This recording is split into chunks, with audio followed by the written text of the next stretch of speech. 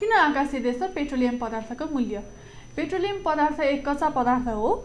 यसलाई बल्न सक्ने खनिज तेलका रूपमा पनि चिनिन्छ।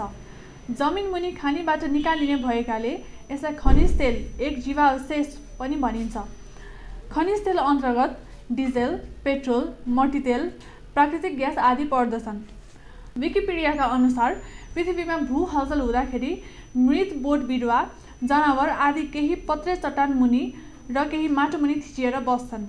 मृत वस्तुहरू समुद्रको पिँधमा रहँदा बालुवा, सिल्ट आदिसँग मिसिन्छन्। केही भाग कुहिएर जान्छन् तर कडा भाग कुहिँदैनन्। ती भागहरू फेरि पत्रे चट्टानले थिचिन्छन्। त्यहाँ रासायनिक प्रतिक्रिया भई हाइड्रोकार्बनका यौगिकहरू बन्दछन्। हाइड्रोकार्बन यौगिकहरूबाट नै कच्चा तेल बन्छ। कच्चा तेललाई प्रशोधन गरिसकेपछि मात्र त्यो खनिज तेल बन्छ। यो प्रक्रिया हुन लाखौं करोडौं वर्ष लाग्ने मानिन्छ।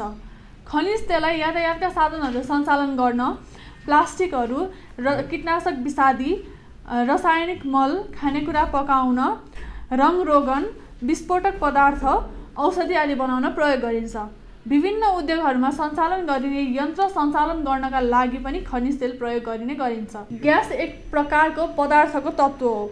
यो परिमाण र उपपरिमाणुबाट बनेको हुन्छ। पदार्थका मुख्य 3 प्रकार ठोस, तरल र ग्यास मध्ये एक हो।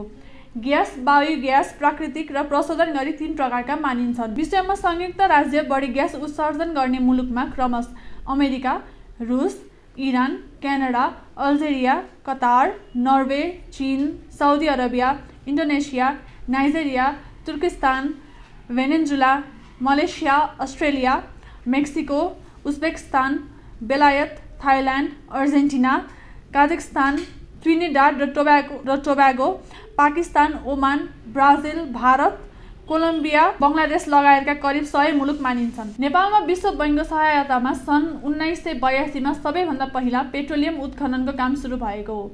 अमेरिकी र दुबईको कम्पनीले पेट्रोलियम उत्खनन प्रबन्धन परियोजनाले देशका दक्षिणी क्षेत्रका 10 ब्लकमा पेट्रोलियम पदार्थ हुन सक्ने भनी पहिचान गरेको थियो। अहिले दैलेखमा उत्खनन हुन सक्ने चिनिया विज्ञ समूहले पहिचान गरेको छ। विश्वका विकसित र ठूला शक्ति राष्ट्रहरूले नै पेट्रोलियम पदार्थको बजारलाई नियन्त्रण गरिरहेका हुन्छन्। शक्ति राष्ट्रहरूको होडबाजी नै यो खनिज तेल र यसको स्वामित्व र स्वार्थका लागि हुने गरेको पाइन्छ। आणविक शस्त्रशास्त्र गर्दा पनि तेल भण्डारमा आक्रमण समेत हुने, भीषण क्षति गराउने समेत गरिएका हुन्छन्। यस प्रकारको शक्तिको होडबाजीले बजारलाई निर्देशित समेत गर्ने गर्दछ। उत्पादन बढी भएमा मूल्य घट्ने र कम भएमा मूल्य वृद्धि हुने गरेको पाइन्छ। कहिलेकाहीँ बढी नाफा लिने कृत्रिम अभाव पनि सृजना गर्ने गरिन्छ। ती मुलुकहरूमा खनिज तेल र यसको आपूर्तिमा लगाइने करले पनि बजारलाई प्रभाव पारिरहेको हुन्छ। संसदीय अध्ययन समितिले दिएको सुझाव अनुसार 2071 असोज 13 गतेदेखि नेपालमा स्वचालित मूल्य प्रणाली लागू भएको थियो। यस प्रणाली अनुसार अन्तर्राष्ट्रिय बजारबाट आयात हुने वस्तुको अन्तर्राष्ट्रिय बजार मूल्य अनुसार समायोजन हुन थालेको छ। यसले आपूर्ति र वितरणलाई व्यवस्थित गर्नेछ। नेपाल आयल निगमले भारतीय आयल निगम आईओसीसँग रक्सौलबाट खरिद गर्ने मूल्य अनुसार नै नेपालमा मूल्य संयोजन गर्दै आएको थियो। अहिले महोत्तरी अमलेखगञ्जबाट सिधै पाइपलाइनबाट इन्धन ल्याउन सुरु भइसकेको छ। आईओसीले पनि अन्तर्राष्ट्रिय मूल्य अनुसार नै नेपाललाई बेच्ने तेलको मूल्य निर्धारण गर्छ। तर पनि रक्सौलमा निगमले जति किन्यो त्यतिमै उपभोक्ताले भने किन्न नपाउने विगतमा समस्या रहेकोमा हाल उपभोक्तालाई क्रमशः लाभ हुने नीति अवलम्बन गरिएको छ। नेपाल आयल निगमले निगमको ऋण, ब्याज, ऋण भुक्तानी, ढुवानी भाडा, बिमा, प्रशासनिक खर्च, प्राविधिक नोक्सानी, कमिसनको नाफा वा घाटा, निगमको नाफा मार्जिन र घाटा मार्जिन राखेर नेपालमा मूल्य तय गर्छ। नेपालमा भारतबाट प्रमुख आयातित वस्तुमध्ये पेट्रोलियम पदार्थ पनि एक। अन्तर्राष्ट्रिय बजारमा इन्धनको मूल्य घटबढ हुँदा भारतीय आयल निगम आईओसीले हरेक अंग्रेजी महिनाको 1 र 16 गते नेपालमा नयाँ मूल्य दर पठाउने गर्छ। यही मूल्यको आधारमा आयल निगमले मूल्य संयोजना गर्दै आएको छ। स्वचालित मूल्य प्रणाली लागू भएपछि नेपाल आयल निगमले एक मूल्य स्थितीकरण कोष खडा गरेको छ। अन्तर्राष्ट्रिय बजारमा मूल्य वृद्धि भएको अवस्थामा सोही कोषबाट रकम प्रयोग गरी उपभोक्तालाई सोभन्दा कम मूल्यमै तेल उपलब्ध गराउने ध्येय उक्त कोष खडा गरिएको देखिन्छ। कोषमा जाने उक्त रकममा पुनर्विचार गरी मूल्य संयोजना गरिन्छ। सरकारले उपयुक्त निर्णय र राहत दिने स्थितिमा आए निगमलाई सो कोषमा रकम बचत नहुने गरी पनि मूल्य निर्धारण हुन सक्छ। नेपालमा विक्रम सम्वत 2027 सालमा नेपाल आयल निगम लिमिटेडको स्थापना भएको थियो। नेपाल सरकारको पूर्ण स्वामित्वमा रहेको यस निगमले सुरुमा 2 प्रकारका पेट्रोलियम पदार्थको 2 ड्रम भण्डारबाट आफ्नो व्यापारिक गतिविधि गरेको थियो। देशमा पेट्रोलियम पदार्थको आयात, ढुवानी, भण्डारीकरण र वितरण कार्य गर्ने गर्दछ। नेपाल आयल निगमको केन्द्रीय कार्यालय काठमाडौँको बबरमलमा रहेको छ भने क्षेत्रीय तथा शाखा कार्यालयहरू पाँचै विकास क्षेत्रमा रहेका छन्। 68,384 किलोलिटर कार्यरत भण्डारण क्षमता प्राधिकरण ऊर्जा डिपो रहेको निगममा हाल लगभग 600 कर्मचारीहरू कार्यरत छन्।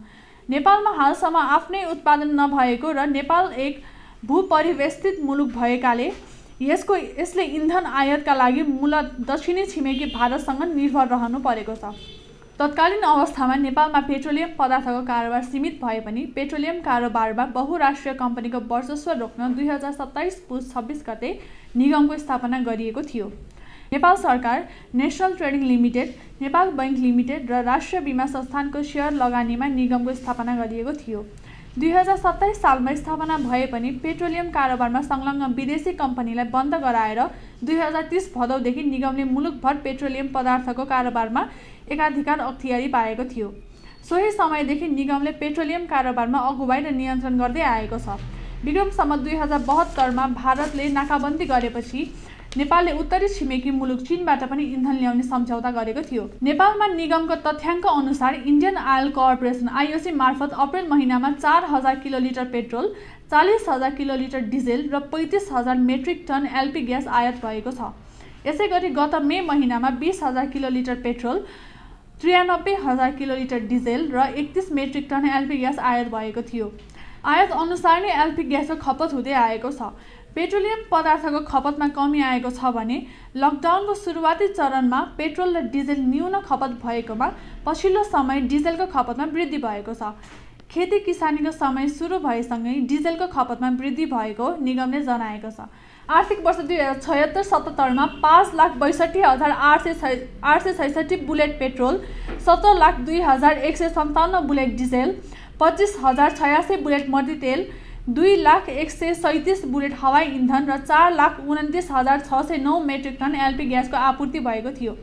पेट्रोलियम उत्पादनको उच्च माग तथा उत्पादनहरूको बढ्दो पूर्ण निर्भरताको कारण नेपाल आयल निगमलाई आपूर्ति सहज बनाउन थप चुनौती थपिएको छ। हरेक वर्ष पेट्रोलियम उत्पादनको 10% माग बढिरहेको अवस्थामा माग र आपूर्ति व्यवस्थापन कार्यलाई सहज बनाउनुपर्ने चुनौतीलाई सामना गरी अगाडि बढ्नुपर्ने अवसर थपिएको हो। विगतमा आफू खुसी पेट्रोलियम पदार्थको मूल्य समायोजन गर्दै आएको नेपाल आयल निगमले विक्रम सम्वत 2071 सालमा पेट्रोलियम पदार्थको स्वचालित मूल्य प्रणाली कार्यविधि जारी गरी कार्यान्वयनमा ल्याएको छ।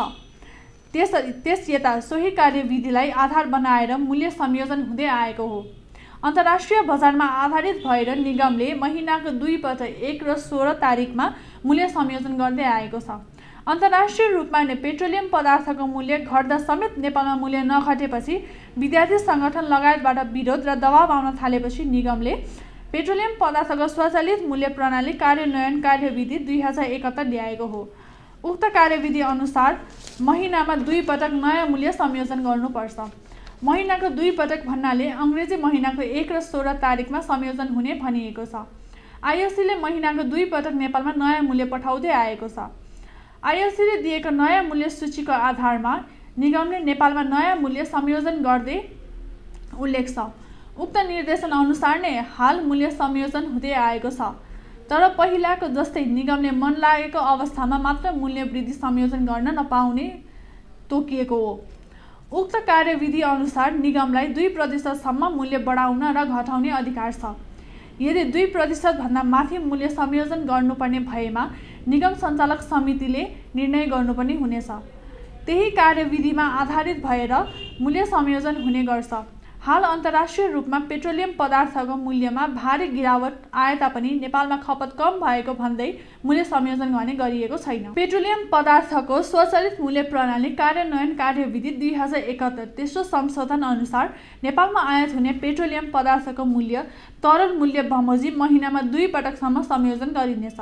पेट्रोल र डिजलमा तरल मूल्यमा कम्तीमा 5% र बढीमा 15% नाफा राखी सोको मूल्य निर्धारण समितिले निर्धारण गर्नेछ। यसै गरी ग्यासमा 2%सम्म नाफा राख्न सकिनेछ। पेट्रोलियम पदार्थको आधार मूल्यको 2%सम्मको घटी बढी अन्तरसीमा रहनेछ भने ग्यासको मूल्य भने अन्तरसीमा आधार मूल्यको प्लस माइनस रु 25 रहनेछ। सोही अनुसार नै निगमले खुद्रा मूल्य निर्धारण गर्नेछ।